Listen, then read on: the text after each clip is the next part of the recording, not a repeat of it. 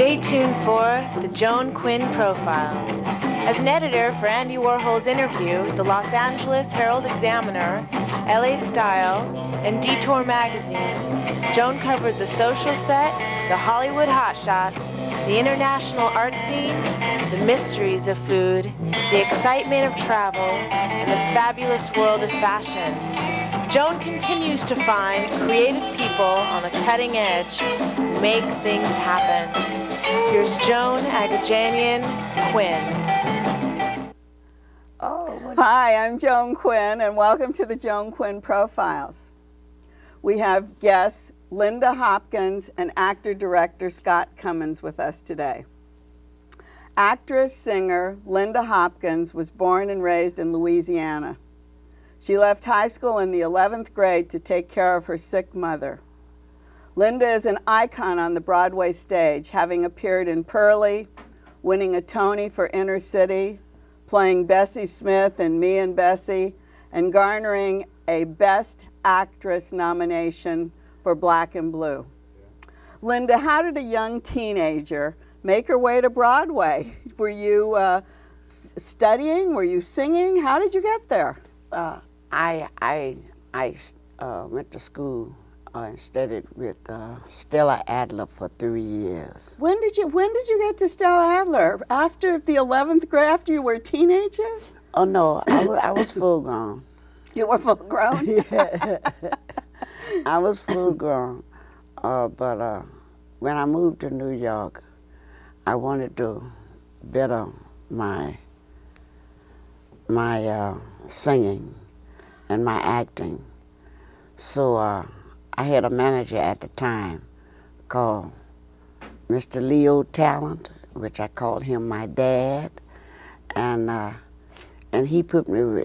He knew what I wanted to do, so he put me with Stella Adler. I studied with Stella Adler for 3 years. So you got that acting, but you already had a voice, I guess. Yes. And in Louisiana, were you on stage? Were you doing anything like that?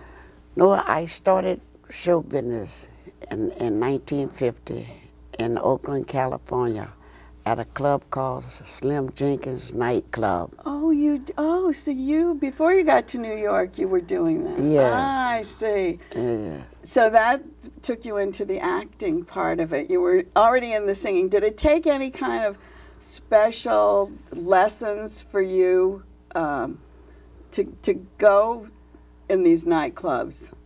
Were you singing in the choir? What were you doing? Well, I used to sing in a quartet called the Southern Harp Spiritual Singers. I see. Which Mahalia Jackson put me in that group. Oh. And I was 11 years old when she put me with the group. Oh, that's what I was trying to get to, because I know you didn't just end up on Broadway. You had to have been studying and working and singing. Did you sing with Mahalia? Well, I booked her when I was 11 years old, and I got up and I called myself. I was a child, but I called myself. I say she was a star, but she needed someone to open for her. Oh, I see. And I got up and sang her song. Yeah, you had a lot of nerve. But did she like that? Yeah, so she was shocked. Well, she was shocked that an 11-year-old child booked her. Uh-huh. You know, and then when I got up and sang, she was really shocked then. and she said, so I was singing it a cappella. And she told her piano player, she got excited. She told her piano player, honey, get up and play for this child. To play for this child. And so she started singing it with me. Oh, that's great. Yeah, she started singing it with me. So did that kind of brought some attention to you to be singing with her? Oh, yes. Well, she was my idol. I bet. Well, you're an idol to so many people. When I call you an icon, I mean, I remember being in New York and seeing Pearly and Bessie and Me and Black and Blue. Yeah. And thinking, how does she get up there? How does she move around and sing so well? Yeah, well, I was a dancer. I first danced. Well, I was singing in a quartet, but I was dancing too. As well, I see. And because those two were my dreams in life, you know, and so I did them both. But you did a lot of TV films too. Oh yes, I did a lot. Did you like that better than the theater? I was excited. That's why they called me a kid. They still call you a kid? Yeah, I'm still a kid. Because I've always liked to be seen, you know, and even in school, everything they gave in school, I had to be in it. That's great, though. That's what makes a person excel in their business. Yes. So you sing blues, gospel, jazz. What do you like the best? I love the gospel better. Do you? But I couldn't make my living in gospel. Do you think you could make it in gospel today? Nah, I'm too old now. Oh, but I mean, in this day and age, would it have been different? I really don't know. How I got in show business was on account of church. Well, I belonged to a church, and I was always active in church all my life. So I started when I was 11 years old. Well, my first gospel concert was when I was 3 years old. Oh my gosh, then we really do go back. Yeah. By the time you were taking care of your mom, you'd already been singing and doing a lot of things. Yes. And then I don't know if this is right, but how old were you actually when you got to Broadway? I was in my 30s. You were. So you had put in a lot of time. So by the time you got to Broadway, you were a seasoned actor. Yeah, yes. And which was the first one? Pearly. Pearly. We don't have any pictures from that. But the next one was it Bessie and Me? No, the next one was Inner City. I don't have. We don't have Inner City, but we have Bessie and Me. Yeah. Which is a picture of you on this CD. Yeah, that was my third one. This was your third, there. And I wrote I'm going to turn it around too, because you can see you singing there. Yeah, that was my third Broadway show. And then this is you performing. Yeah, that's me and Bessie. And you played Bessie Smith. How hard was that? Well, I did 28 songs a night. And were you up on the stage alone? Yeah, I had no understudy. And I wrote that show too. Oh, you did? I wrote my own Broadway show. Did you have changes, costume changes? Oh yes, and I changed all my costumes right on stage. Oh, that was perfect. They had a big trunk on the stage, and every time I'd finish one song, I'd go behind that trunk and change. And there would be a lady sitting behind. My dresser would be sitting behind the trunk. Oh, and she'd dress me right away. And when they look, I'm right back on the stage with something else different. During that time, did you ever miss any performances? Were you always well, healthy? Yeah, I never missed a performance. Isn't that great? I couldn't because I had no understudy. Oh, that's what you were saying. That's what I was wondering.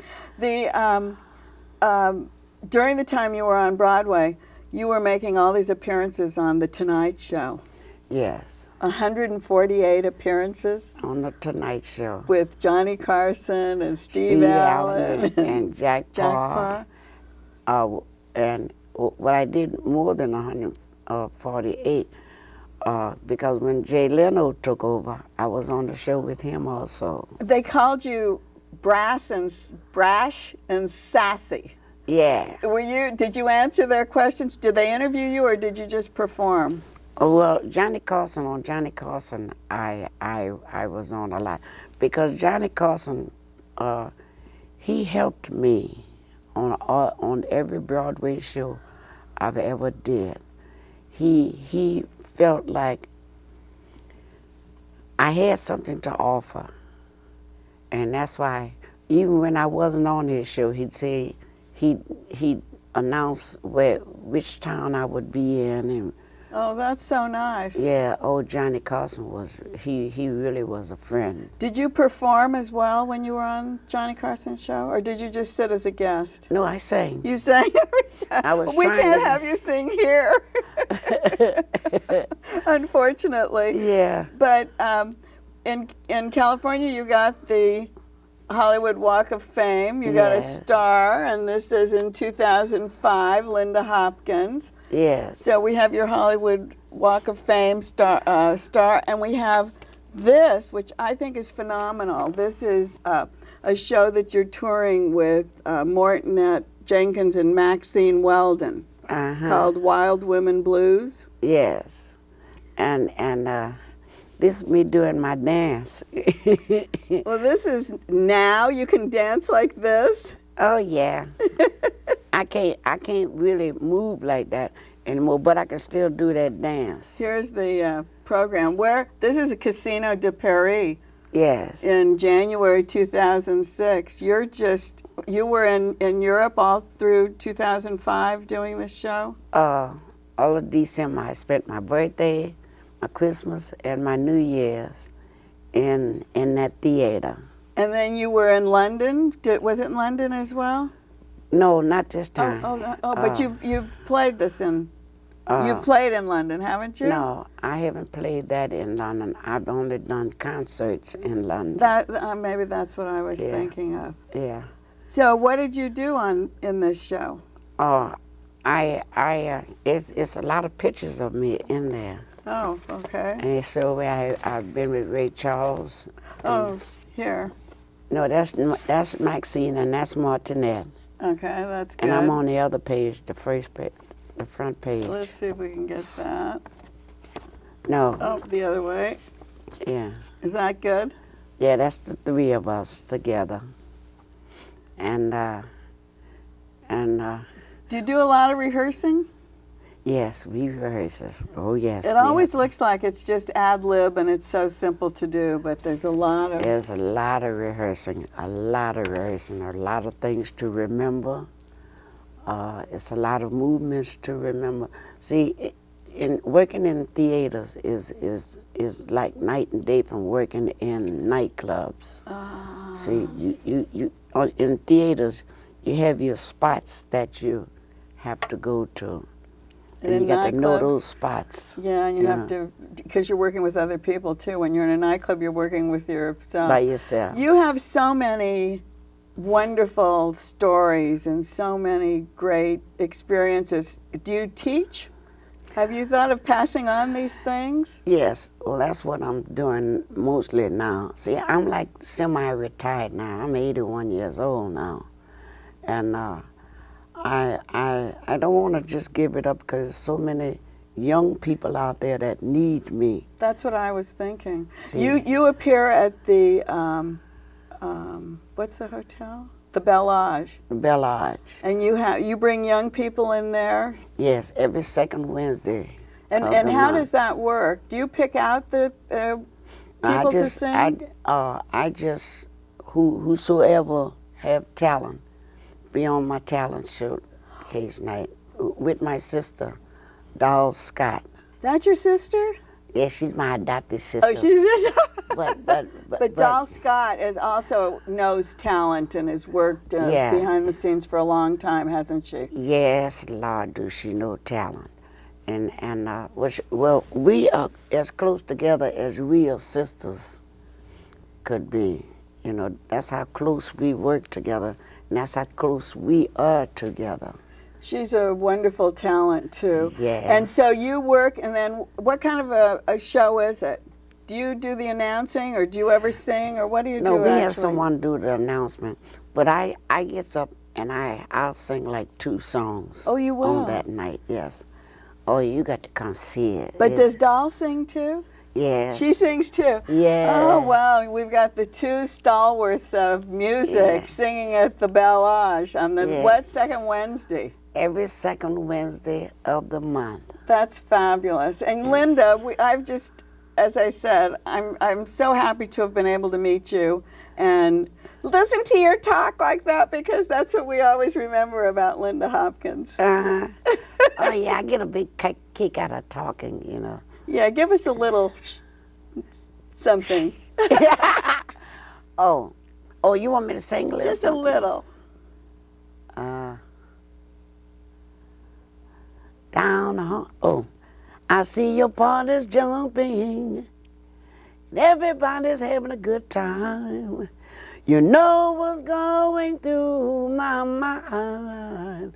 Would you mind if I got comfortable and take off these shoes? I don't see that in the. I'm going to give you my shoes. Now I say, I'm going to take off my clothes.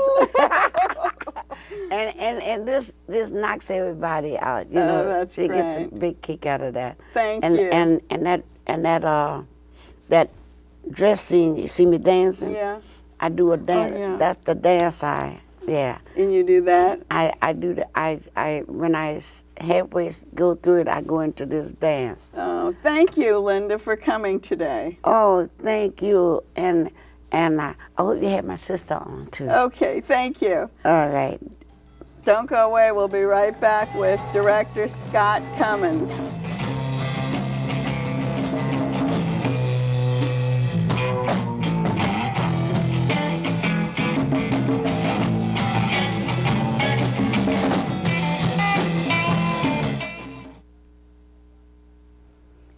Hi, I'm Joan Quinn, and welcome back to the Joan Quinn Profiles. We have actor-director Scott Cummings, who was born and raised in Chicago, went on to earn a BFA at the University of Illinois. He worked in Chicago theater before coming to LA, where Scott won an Ovation Award nomination for his role in Lobby Hero at the Odyssey Theater, and he's an Ovation Award winner for directing Killer Joe at the Los Angeles Theater. And what is an ovation, Scott? Well, Ovation Awards, I call it a night of celebration of theater. It's a group of people that judge. There's over 400 productions of theater that go on every year in Los Angeles. Which is shocking, because nobody thinks we have theater here. Well, there's a huge pool of talented artists, obviously, performance artists and designers and directors and everything like that. And if they can commit to putting together a show, which a lot of them do 400 times, you know, it keeps their skills sharp, as well as, they put together some fabulous shows. Really great. Yeah, and then the Ovation Awards is what you win. garner at the end. It's like your Oscar, right? It's like, or a Tony Award win. In Chicago, they call it a Joseph Jefferson Award. Oh, they have them like that all over? Yeah, Oh, I mean, I just know those three cities. I see. Yeah, so. Does it help you as far as your acting career, or your directing career? I think just getting your name out there anytime really helps. I think anytime you can get some sort of publicity like that. But it's nice to be recognized by your peers. And the Ovation Awards is basically your peers who vote. They vote. They vote into a system where they come, X amount of people come, and then they give you point systems or something to that effect. But it was a really nice night, and So it was worth coming to LA. It was. It just, I come out here because this is where TV and film is. I end up doing more theater than I imagined. Were you doing theater in Chicago? Yeah. I worked at the Organic Theater. I worked at the Goodman Theater. Oh, yeah. And did a couple shows at the Goodman and the Next Theater, where I did some shows that done out here. The Famous Door Theater. There's Chicago Shakespeare Company. Yeah, it's a great town, isn't it? Yeah, it is. Well, it is.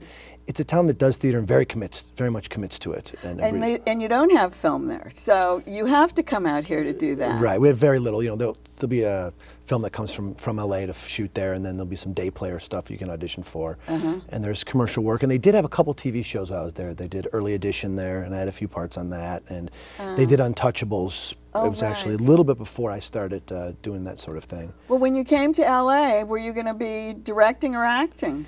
I thought I was going to basically act. But then I was here for a month. A friend of mine was putting up a play and asked me to direct it. And I said, sure. And then one thing led to another. I started directing more. So I've acted in a couple. Now I've directed 3 plays. So it makes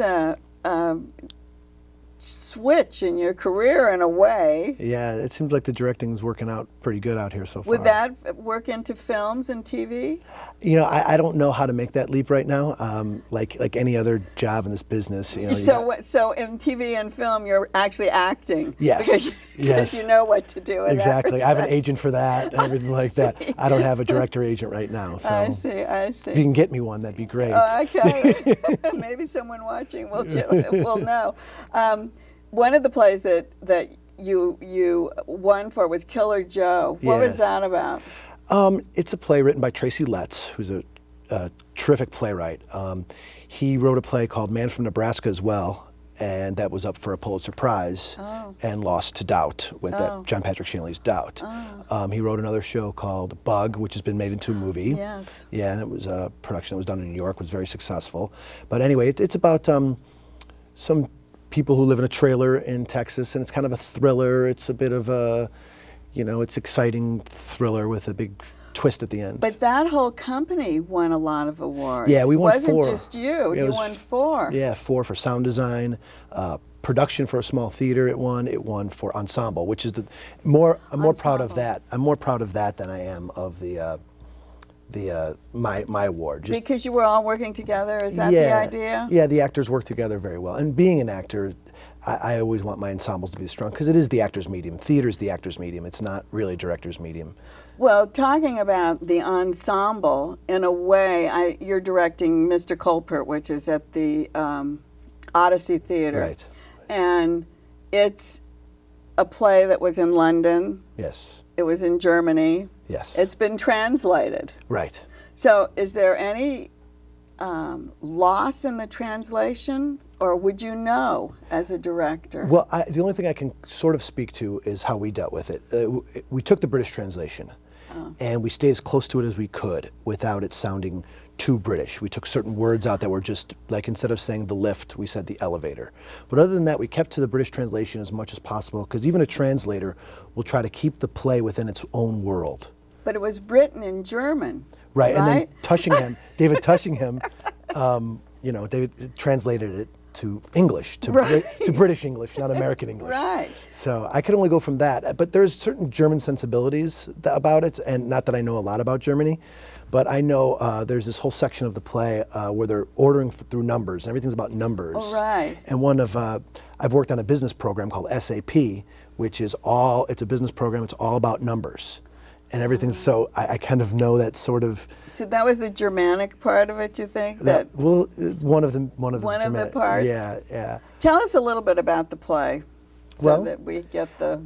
I think the gist who of wrote it. He wrote David Gieselman is his name, translated, like I said, by David Tushingham. What I'd say is it's kind of like he uses elements of Rope by Hitchcock and Who's Afraid of Virginia Woolf by Edward Albee, and then he kind of throws it in and then kind of mixes it up and puts some more modern themes on it. It's called a black comedy. It's a black comedy. I kind of call it. Do you call it a black comedy? I call it a black farce. Right, that sounds better. Yeah, actually it was a term that one of my cast members, Tom Kelly, a guy I went to school with, I've known him for 20 years, and he came up with it. And it's actually, it really suits it very well. And Gieselman was very tricky with this play. He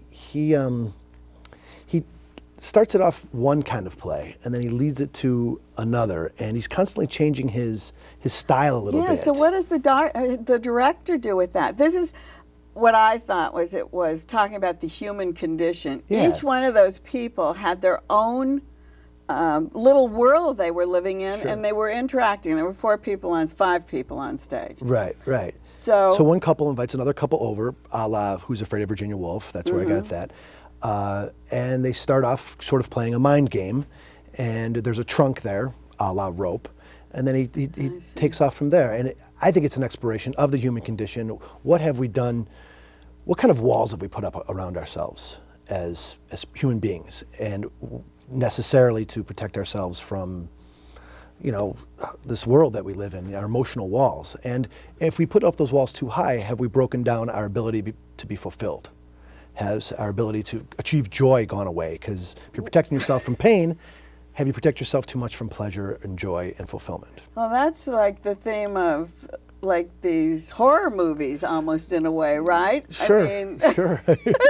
I was thinking of Hostel, which is a horror movie on that, where you don't get any pleasure unless it's like the nth degree of pleasure of Sure. actually killing somebody, Sure. which this play talks about as well. It does talk about that, and it's so funny that you say that because Tarantino's one of the producers Yes, of that, exactly. and then people have said this is Rope meets Who's Afraid of Virginia Woolf, and Tarantino at the end. Yeah, So because it of kind that. How do you move those people around? I mean, there's blood and there's knives and there's a Don't pizza give away man. too much. I'm not telling, but how do you move them all around? Well, I would say for me, 2/3 of the direction I give is wrong. So I have to give the direction, find out it's wrong, and then find out what's right. And so it's just trial and error and rehearsing. And meanwhile, the actors are getting to know their parts. I'm moving people around. We're restaging constantly, and it's just a process of developing what's right. Were you a choreographer? I was a fight choreographer.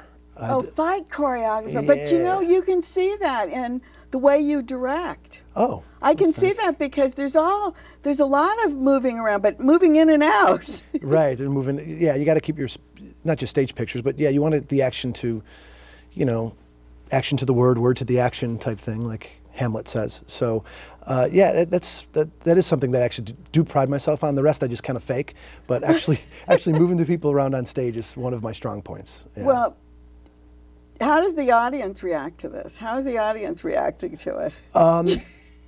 Mixed, but mostly good, mostly excitement, mostly smiles, a little bewilderment, a little bit of, there was a couple people that maybe just don't get it and think it's just excess for excess purposes. And it's really not that excessive. It comes out of, you think it's coming out of, you're led to believe one thing and it turns into something else. I see. So it's really not too excessive. You just think you're going to see a polite Alan Ayckbourn comedy. Exactly. And then it ends up kind of slowly, and I think it earns its ending, it slowly devolves, I guess you could say, or evolves. Falls apart or comes together? Yeah, depending on how you want to look at it, yes.